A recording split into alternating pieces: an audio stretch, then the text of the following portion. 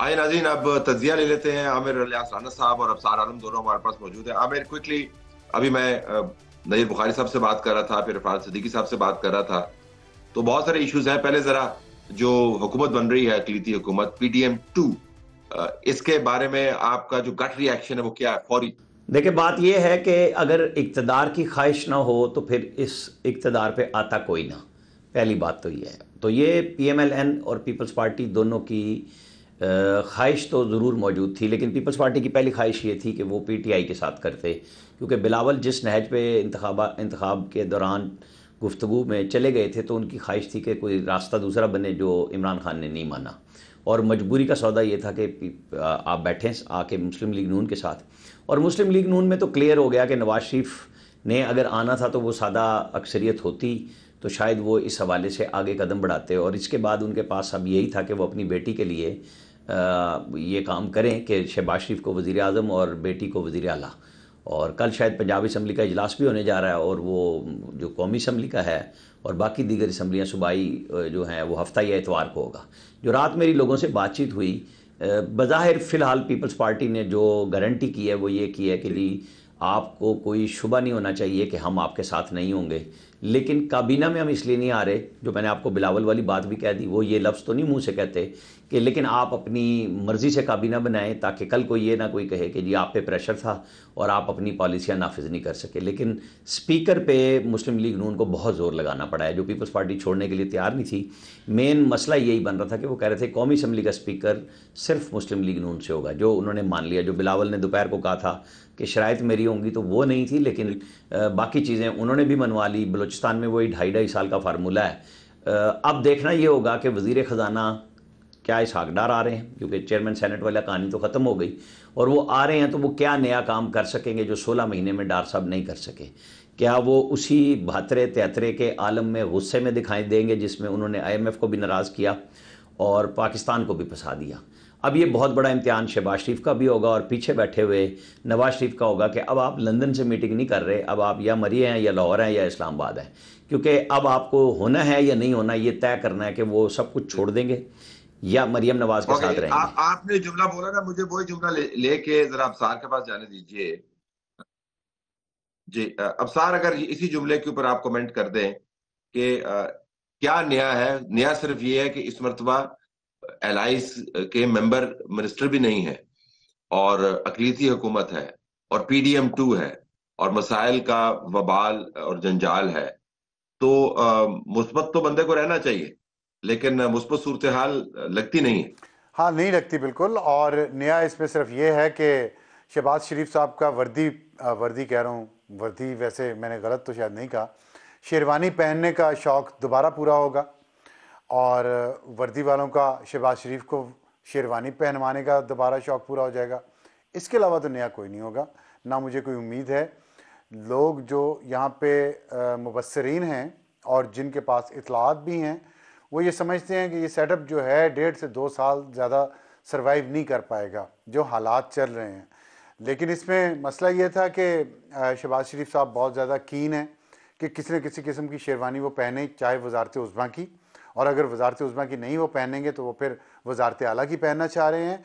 इस वजह से ये सारे मसाइल पैदा हुए हैं। वरना सबसे बेहतर तरीका तो यही था कि जो पीपल्स पार्टी के लोग हैं वो यहाँ पे ये बात कह रहे हैं लोगों से कि हमने तो शहबाज शरीफ साहब को कह दिया है कि जी आप पीटीआई का वज़ीर आज़म जो नामजद है उसको वोट हम सब डालें और खामोशी से अपोजिशन में बैठ जाएं।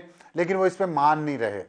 और जब मैंने फिर उनसे पूछा, मैंने कहा क्यों नहीं मान रहे, जब इतनी आप भी अकल की बातें, अब तो पाकिस्तान पीपल्स पार्टी, मैंने कहा अब तो आप भी अकल की बात कर रहे हैं कि पीटीआई को आप हुकूमत बनाने दें। तो उन्होंने कहा जी शहबाज शरीफ को जो मनवाने वाले हैं वो मानने नहीं दे रहे, वो कह रहे नहीं अब तो आप वज़ीर आज़म बने ही बने। तो ये यहाँ पे सूरत हाल है। उसमें फिर आखिर में, और बिलावल भुट्टो साहब की एक तो अच्छी बात ये भी है ना कि वो बहुत अच्छे सियासी निगोशिएटर हैं, टफ बार्गेन करते हैं। उनको पता है कि उन्हें इस सेटअप में से बिलावल भुट्टो को कुछ नहीं मिलेगा। उनको ये वादा था कि 5 साल में से आखिरी 2 साल आपको वज़ीर आज़म बना दिया जाएगा, वो इस पर नहीं मान रहे।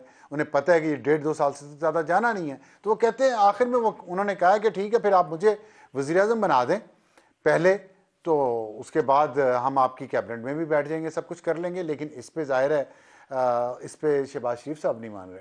तो अब ये मसला है, वरना तो अगर हर कोई अपना ना सोचे और मुल्क और कौम का सोचे तो हम इस बहरान, नए बहरान का शिकार ना होते, हम आगे चल पड़े होते। और सब लोग ये कह रहे हैं कि आप पीटीआई को अगर हुकूमत दें, सब वो जिनके ज़ाती मफाद नहीं है बल्कि वो मुल्की मफाद को सामने रखते हैं, वो कहते हैं पीटीआई को अगर हुकूमत बनाने दी जाए तो 6-8 महीनों में लोगों का बुखार उतर जाएगा जो उनके साथ हैं।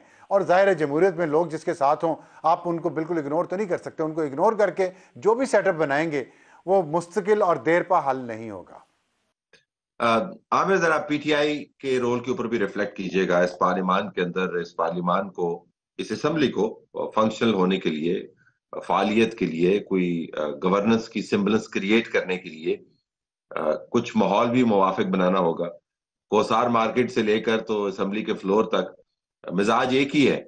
तो वो मिजाज लेके जब वो जाएंगे असेंबली के अंदर तो क्या असेंबली होगी? मछली बाजार होगा। देखें, मैं तो इस बात के, जो बाहर का आपने नक्शा पेश किया, चाहे वो जमान पार्क का हो या मार्केटों के अंदर दशनाम तराजी हो रही हो, आपको याद है रमज़ान शरीफ में भी फैसल करीम कुंडी और मुस्तफ़ा नवाज़ खोकर बैठे थे इस्लामाबाद के होटल में, तब भी एक बुज़ुर्ग ने गालियाँ देनी शुरू कर दी थी।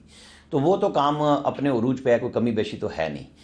लेकिन पार्लियामेंट के अंदर अगर धींगा मुश्ती होती है और गुफ्तगू होती है, मुझे तो उसमें कोई मसला नहीं है, वो एक अच्छी बात है। जो मंज़र इमरान खान को तकरीर में आया था कायदे अवान बनते ही, वो शहबाज शरीफ को फेस करना होगा।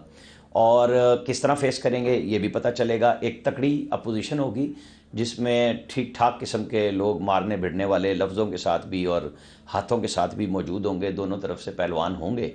लेकिन अगर इसको चलना है और चलाना है तो मेरे साहब में पीटीआई को बहुत अक्लमंदी का मुजाहरा करते हुए जो आईएमएफ पर डील करनी है उसके लिए वो पहले शर्तें रख दें अपनी, चाहे वो रियासती इदारे हों, चाहे वो पार्लियामेंट हो, कि जनाब आप आइनी तरमीम जो इंतखाबी इस्लाहत के लिए, मुल्की मामलात को चलाने के लिए जो रुकावटें उन्हें दरपेश हैं उनके लिए पहले पेशरफ्त करें, आइनी तरमीम करें, उनको तहफ़्फ़ुज़ात दें, बल्दियाती इदारों को दें, और फिर जाके इसके ऊपर लगाएं तो सब लोग अपने ठिकाने पे आ सकते हैं कि जी आइंदा इलेक्शन में जो आज 18 में हुआ, जो 13 में हुआ, जो 24 में हो रहा है, उन सब की गलतियों को इंडियन मॉडल इलेक्शन कमीशन देखते हुए जो वहाँ की गलतियाँ हैं, सब चीज़ें हमने एक्सरसाइज की हुई हैं, सब चीज़ें हैं। ये 2 से 3 महीने से ज़्यादा का काम नहीं है। पीटीआई को अंगूठा रखना चाहिए बिल्कुल कि जी लड़ाई भी नहीं करेंगे और कुछ भी नहीं करेंगे, पहले ये ठीक करें और इसको करा लेना चाहिए। फिर ये पार्लियामेंट और मामला चाहे 1.5 साल चलता है या 5 साल चलता है, स्मूथ रनिंग होगी। लोगों को पता होगा कि हमने अपने तौर पर सेफ गार्ड कर लिए हैं। भागम दौड़ में जो कानून साजी पहले पीटीआई जाते हुए करके गई थी और आके पीडीएम ने ख़त्म की थी, वो उजलत वाला काम ख़त्म हो, एक बिल्कुल अच्छे अंदाज से सब एक्सरसाइज हुई हैं, उन पे इम्प्लीमेंट करा ले तो मेरा ख्याल है ये वो वक्त है जिस पे सारे तैयार हो जाएंगे कि आईएमएफ के चुंगल से भी और उसके अंदर जाने के लिए भी आपको हर सूरत में केपी से अंगूठा लगवाना है। तो फिर उनको अच्छी शर्तें रख लेनी चाहिए। अल्लाह करे कि वो पार्लियामेंट के अंदर इस दबाव को इस्तेमाल कर सकें। जी, अल्लाह ही करे तो करे। वैसे जो वहां से सिग्नल आ रहे हैं वो तो ऐसे नहीं करने पर तैयार। अब sir, finally word about Nawaz Sharif इस सारे इक्वेशन में, वो कहाँ पे? देखिए, मैं नवाज शरीफ के बारे में बात करने से पहले आप एक छोटी सी बात करना चाहता हूँ। मैं कुछ दिनों से ये सुन रहा हूँ मीडिया पे बहुत सारे लोग ऐसी बातें कर रहे हैं कि जैसे उन्होंने ऑलरेडी एक्सेप्ट कर लिया इस बात को कि कौमी असम्बली के अंदर धींगा मुश्ती होगी, लड़ाई मार कुटाई होगी। मैं समझता हूँ कि ये मीडिया को ये तासुर नहीं देना चाहिए और ना ही इस तासुर को तक़वीत देनी चाहिए कि ये एक नॉर्मल चीज़ है और हम एक्सपेक्ट कर रहे हैं कि ऐसा ही होगा और फिर हमारे हेडलाइंस चलेंगी और हम मसाले के तबसरे उस पर करेंगे। ये एक इंतहाई भयानक सूरत हाल होगी। बहुत मुश्किल हालात में ये मुल्क है, आवाम की मुश्किलात बहुत ज़्यादा हैं। इसमें इस बात की मजम्मत करनी चाहिए, इस तासुर की भी मजम्मत करनी चाहिए। अगर कोई ये तासुर पैदा करने की कोशिश कर रहा है कि पार्लियामेंट के अंदर धींगा मुश्ती तो होगी, लड़ाई मारकुटाई तो होगी, ये नहीं हमें करना चाहिए। और अगर कोई ऐसा प्लान कर रहा है तो हमें उसकी मजम्मत करनी चाहिए और उसकी मुखालफत करनी चाहिए, क्योंकि पार्लियामेंट का ये काम नहीं है कि वहाँ धींगा मुश्ती हो। वो कौम को इस मसाइल में से निकालने के लिए आगे लेके जाएं, जिसके लिए पार्लियामेंट पे बहुत दबाव होगा, उनके लिए बड़ी मुश्किलात हैं। उसकी बजाय कि वो अच्छा काम करें कि वो बुरा काम मजीद करें, ये मुनासिब नहीं है। और जहाँ तक नवाज शरीफ साहब का आपने पूछा है, वो जहाँ पे हैं वो बिल्कुल ठीक है। नवाज शरीफ साहब ने ये उनकी गेम ही नहीं है, ना उन्होंने ये सियासत की है, ना वो करना चाहते थे। वो साफ बात ये है कि नवाज शरीफ को अपने दिल के ख़िलाफ़, अपने दिमाग के ख़िलाफ़ ये सब कुछ करना पड़ा। इसमें जाहिर है वो एक बामुरव्वत शख्स हैं, वज़ादार शख्स हैं। अपनी फैमिली के लिए, अपनी सियासी जमात के लिए उन्होंने बहुत कुर्बानियाँ दी हैं और अभी भी दे रहे हैं, और इसीलिए वो खामोशी से पीछे हट के बैठ गए हैं। और शरीफ आदमी क्या कर सकता है? गालियाँ तो नहीं निकाल सकता, किसी को डांट डपट तो नहीं कर सकता, सख्त ज़ुबान तो नहीं इस्तेमाल कर सकता।